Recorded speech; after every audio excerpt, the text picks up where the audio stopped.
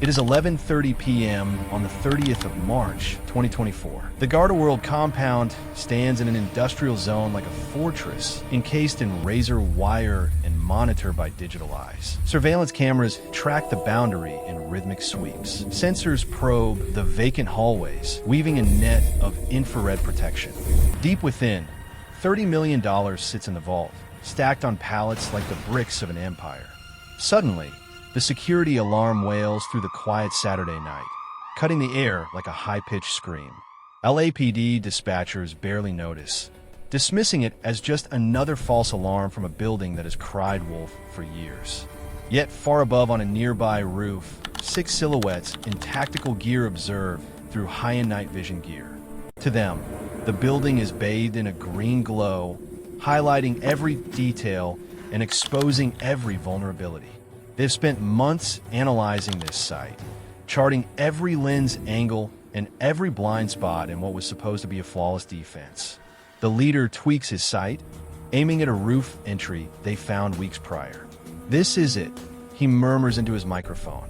Final check. Everyone ready. Affirmations come back through secure lines. The lookout is set. The breach team is waiting. The getaway cars are in place. They operate with the clockwork accuracy of a Swiss timepiece. Every member aware of his duty. Every movement practiced until it was instinctive. At 4:30 a.m. on Easter morning, the raid begins. The lead operative pulls out a plasma cutter, heavy-duty gear that slices through steel as if it were soft wax. He sparks the tool, and a brilliant blue-white flame shoots out. Embers rain down into the dark like lethal sparks. The metal turns a deep red, then glows white as the cutter traces a clean, 3-foot circle. It is a surgical procedure, accurate to the millimeter. They have plotted the perfect size for a man to pass through while steering clear of the supports that would set off vibration alarms. The cut section drops inward onto pre-placed foam mats, killing any noise that might tip off the sensors. One by one, they descend into the warehouse on black ropes that vanish into the emerald-tinted gloom. Their drop is as coordinated as a dark ballet. Night vision turns the massive interior into a strange, alien world. The inside of the depot opens up like a massive temple of commerce, with shadows stretching to the high ceilings. Mountains of currency are stacked in clean rows, forming alleys between pallets that hold more wealth than a normal person would see in 10 lifetimes. They reach the floor and instantly take up a tactical spread, gliding through the labyrinth of riches like liquid metal. The facility's defense grid is a hidden gauntlet. Motion sensors pivot in known intervals, and laser beams bisect the paths at set times, with pressure sensors tucked under the floorboards. But this crew has mastered the layout over months. They know the timing of every sensor and every gap in the net. The leader uses military hand signals to guide them. 3, 2, 1. They turn into statues as the beams pass over, then surge forward through the opening. Their route snakes through massive piles of bound cash, each pallet shrink-wrapped and coated with the names of Southern California firms that trusted GardaWorld with their earnings. Outside, a patrol car, Unit 12 Alpha 47, rolls down San Fernando Road. Officer Martinez drinks from his thermos and chats with his partner about their upcoming Easter dinner. "A peaceful night," he remarks, looking at the silent factories along the path. Everyone is home, celebrating. He has no clue that several stories above him, a historic event is taking place. The largest robbery in the history of Los Angeles is happening in real time while he talks about family recipes. Inside the depot, the group reaches the primary vault. The giant door stands before them.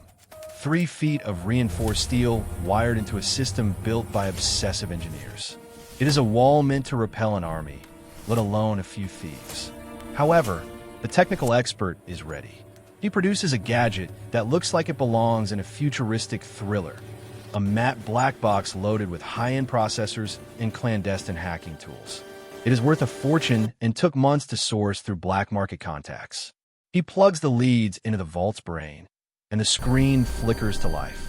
Data flows like a digital stream, green characters scrolling in patterns that are as beautiful as they are dangerous.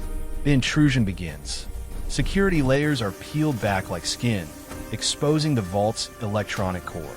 Protocols that were meant to be ironclad fail under the weight of shadow market algorithms. First gate open, he whispers, moving to the next set. The lock mechanism is a web of 17 different systems. Mechanical pins, digital circuits, and scanners all working together for total security. But safety is an illusion when the burglars have the same high-tech tools used to build it. The third layer is cracked. Moving to the final lock, the last gate gives way with a soft, melodic tone.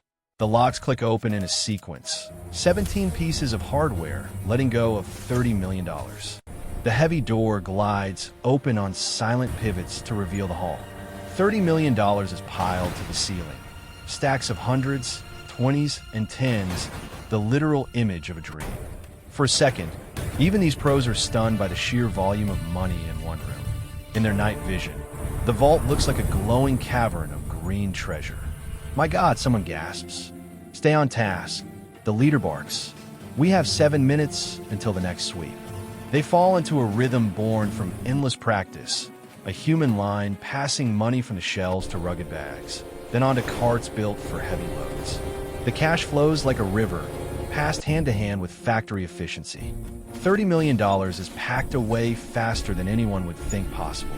At 6:47 a.m., the police show up for the 4th time in a day.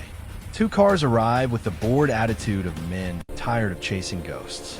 Inside, the thieves go dead still, hearing the heavy boots outside and the slam of car doors. Police radios chatter about coffee breaks and long shifts. Likely another glitch, the radio says. Scanning the perimeter, the officers walk the fence, shining lights into the loading bays and looking into the dark, but find nothing wrong. They follow the rules, but the rules are for common thugs, not experts who know how to hide in the light. All clear, dispatch. Just a routine error. The squad cars drive off into the dawn, leaving behind 6 men who just held their breath for the most intense 90 seconds of their lives. They go back to work even faster, adrenaline pushing them harder. This money isn't just paper. It is total freedom and the power to start over anywhere on Earth. The last of the cash is packed. 600 pounds of loot split among 6 pros who just achieved the impossible.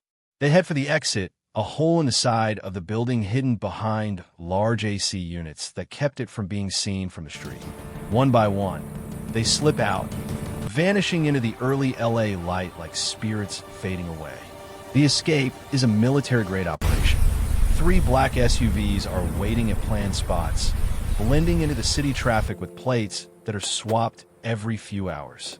The drivers know every alley and every blind spot within 50 miles.